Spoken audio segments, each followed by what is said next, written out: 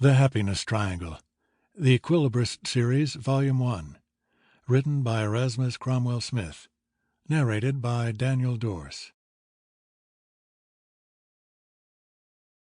The Equilibrist.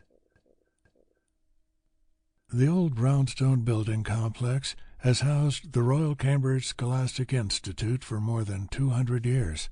The top-ranked New England educational institution has an English flavor quite fitting to its rich traditions, rigorous discipline, and a tough and demanding curriculum. However, no one embodies better the character of the prestigious school than Professor Erasmus Cromwell-Smith. His thunderous voice is paused in cadence, quasi-perfect in diction, and as hard and heavy as it gets in British accent. Everything about the never-married and childless 62-year-old professor is worn and wrinkled, including his tweed jacket with leather shoulder pads, his cashmere or cardigan sweaters, his leather briefcase, his face, his hair, his shoes, and even his glasses.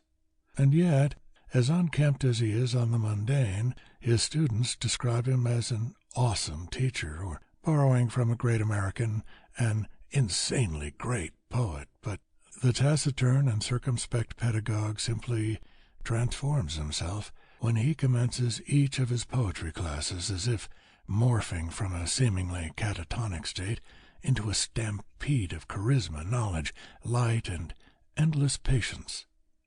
What nobody knows but his doctor and himself is that earlier in the week he has been diagnosed with a very aggressive and incurable form of brain cancer that, barring any miracles, will soon incapacitate him from doing what he loves most in life.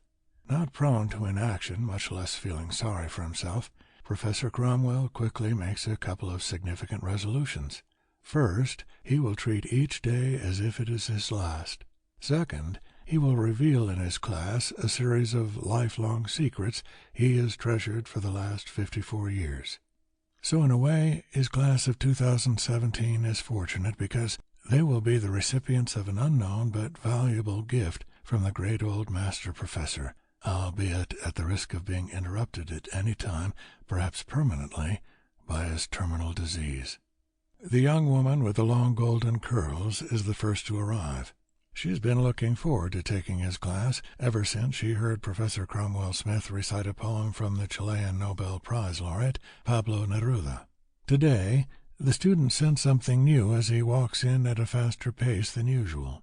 There's tension in his jaw, and, by the way he's pacing with quick strides back and forth, something he never does, it quickly Sample complete. Ready to continue?